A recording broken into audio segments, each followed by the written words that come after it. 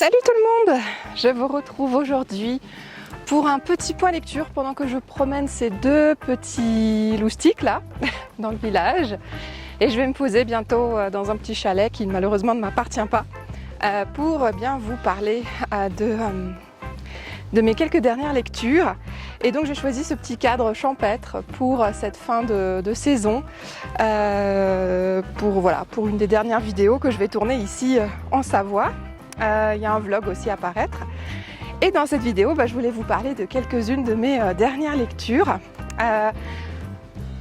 qui étaient des plus ou moins bonnes lectures, en toute honnêteté.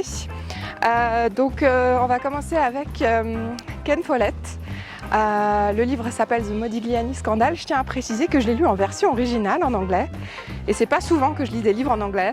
C'est peut-être un petit peu ce qui a péché pour moi dans cette lecture, bien que l'histoire était très intéressante, mais je pense qu'il y a aussi le traitement par l'auteur qui était un petit peu survolé, et ce qui a fait que ça a été une lecture un petit peu, ma foi, mitigée. Donc l'histoire The Modigliani Scandal de Ken Follett, c'est une courte histoire qui se déroule en Angleterre, avec Dee, qui est chercheuse en histoire et qui entend parler d'un tableau de Modigliani qui serait en fait dans une propriété privée qui n'a jamais été révélée au monde entier, et donc elle souhaite, dans le cadre de ses recherches et de sa thèse, le révéler au monde entier et en faire profiter tout le monde. Mais elle n'est pas la seule qui, dès qu'elle entend parler de ce tableau, part à sa recherche. L'histoire va se dérouler dans le village de natifs en fait de Modigliani, en Italie. Il y a aussi des personnes mal intentionnées qui sont à la recherche de ce tableau de Modigliani. Donc on part comme ça sur une espèce de Da Vinci Code, avec des personnes plus ou moins bien intentionnées qui vont aller rechercher ce tableau. Et ma foi, ce fut une lecture un petit peu mitigée, parce que justement tout est un peu survolé. C'est-à-dire que à la fois les personnages, l'intrigue, tout ce qui se passe, il y a des hasards heureux qui se passent. Donc pour moi, l'histoire a été légèrement survolée pour que ce soit vraiment une excellente lecture ou un coup de cœur. Néanmoins, c'était une lecture divertissante qui m'a rappelé un petit peu un Da Vinci Code, par exemple, où il est question d'une quête vers une œuvre d'art perdue. Voilà. Donc moi, ça m'intéresse toujours de lire ce genre d'ouvrage. Néanmoins, pour moi, c'était une lecture un petit peu mitigée. J'ai aussi fait une excellente lecture, figurez-vous. Il s'agissait du livre de Benoît Philippon qui s'appelle Petiote, qui est son avant-dernier ouvrage paru, que j'ai lu, j'avais trouvé je crois dans une boîte aux livres ou dans une recyclerie. Et alors c'était juste incroyable cette histoire, puisqu'on est avec un père de famille qui est un petit peu désabusé, qui est complètement raté aussi. Il a tout raté dans sa vie, son mariage, sa vie professionnelle. D'ailleurs, il n'a même plus d'endroit pour vivre, donc il va aller habiter dans un hôtel miteux qui est en fait une espèce d'hôtel de passe, tenu par quelqu'un dont le cœur est très très grand et qui a accueilli ce papa désabusé, proche du suicide. Il fait une TS d'ailleurs. Et donc ce papa va tout simplement prendre refuge prendre domicile dans cet hôtel et prendre en otage ses occupants. Mais pourquoi il fait ça? Eh bien, il fait ça parce que il fait ça pour l'amour de sa fille, de sa petite, sa fille qui a 15 ans et qui refuse de lui parler aujourd'hui, qui lui en veut absolument suite au prononcé du divorce, lors duquel Gus, le papa, n'a plus du tout le droit de garde de sa fille. Il le prend très très mal, et donc c'est ça qui va faire vraiment basculer sa vie et basculer dans la criminalité, donc à savoir une prise d'otage. Il va pour cela lourdement s'armer et il va réclamer en fait la garde exclusive de sa fille, et il va réclamer surtout de pouvoir partir avec elle, de prendre un hélicoptère et de partir avec elle à l'étranger. Donc voilà, je ne veux pas trop vous spoiler l'histoire, mais toutes les actions de Gus, qui se considère comme un homme raté, vont avoir des fortes répercussions, et notamment aussi sur la vie de tous les protagonistes autour. Et j'ai juste adoré les thématiques qui sont proposées par Benoît Philippon une fois de plus. C'est un roman qui comporte à la fois une dimension féministe, mais là aussi dans Petiote une dimension fortement sociale, puisqu'il y a des personnes de tous horizons, de toutes origines ethniques ou sociales qui sont évoquées. Chaque personnage se voit évoquer en fait son passé, son background dans des chapitres séparés, ça donne une super dynamique au roman. Bref, j'ai adoré Petiote, pour moi c'était un 4,8 sur 5. Je l'ai adoré ce livre et vraiment je vous en conseille la lecture. Ensuite avec derrière moi le Mont Blanc et la montagne d'Outrecht, eh bien je voulais vous parler d'un thriller psychologique qui s'appelle Sarek, c'est de Ulf Kvensler. Là, c'est un livre que j'ai un petit peu moins apprécié. C'est un thriller En fait, c'est un roman à suspense dont la trame de fond, c'est une randonnée dans la région du Sarek en Suède, qui est réputée comme étant l'une des plus hostiles, les plus sauvages aussi de Suède.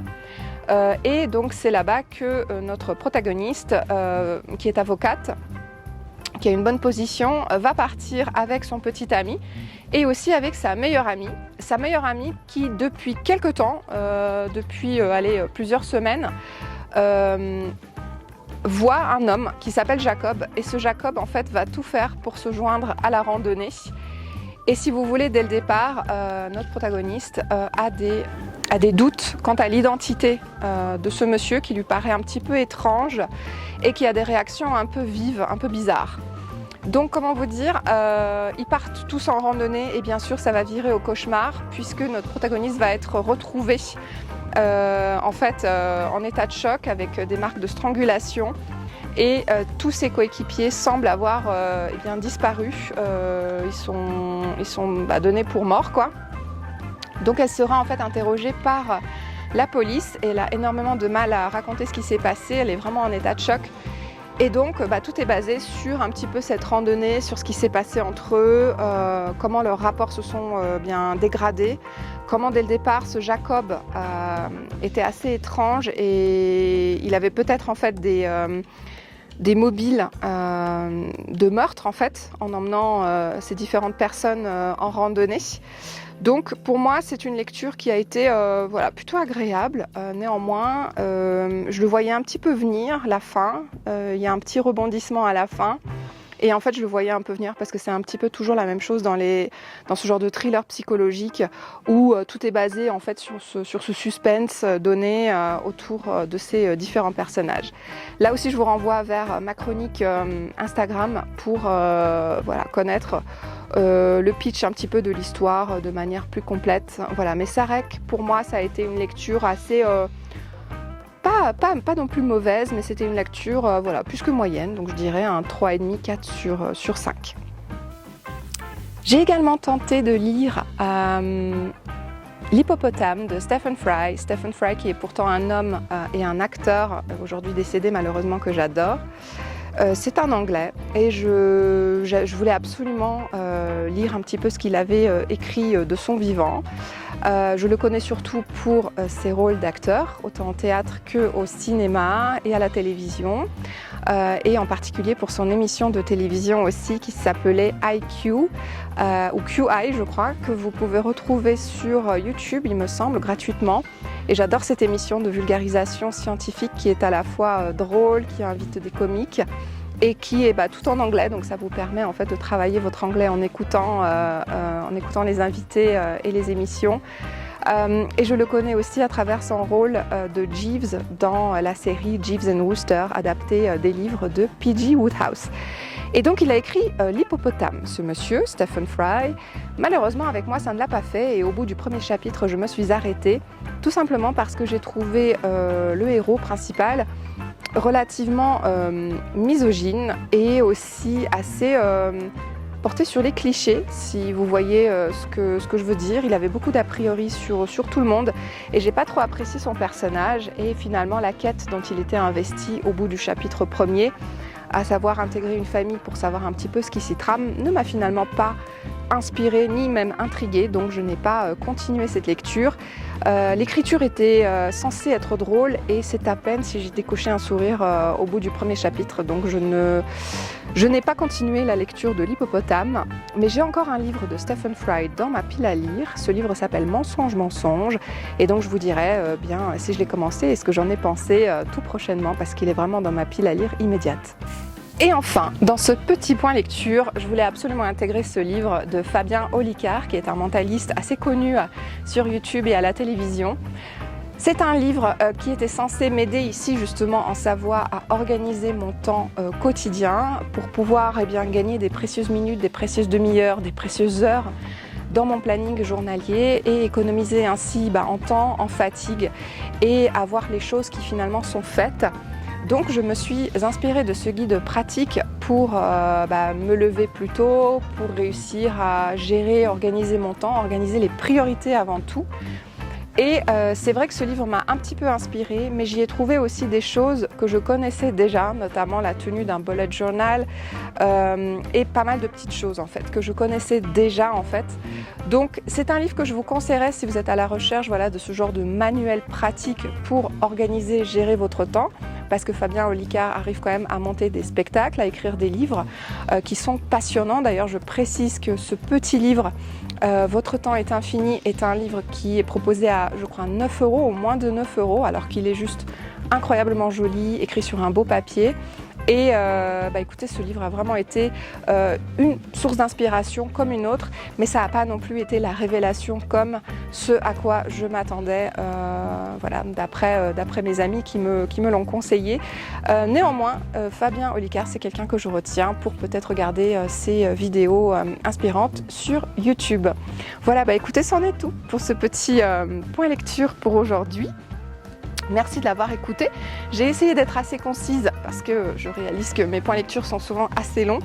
Et pour ma part, avant mon petit voyage de retour en Bretagne, il ne me reste plus qu'à vous souhaiter des excellentes lectures. Dites-moi si vous avez déjà lu certains de ces livres que je vous ai très brièvement présentés aujourd'hui, faute de temps aussi. Et puis, ma foi, j'ai hâte de vous retrouver en vidéo pour une prochaine aventure. Et cela va certainement se passer, si tout va bien, en Bretagne. Je vous embrasse très très fort. Merci d'avoir suivi ce point lecture. Et je vous laisse une dernière fois avec cette très belle vue d'Autelus.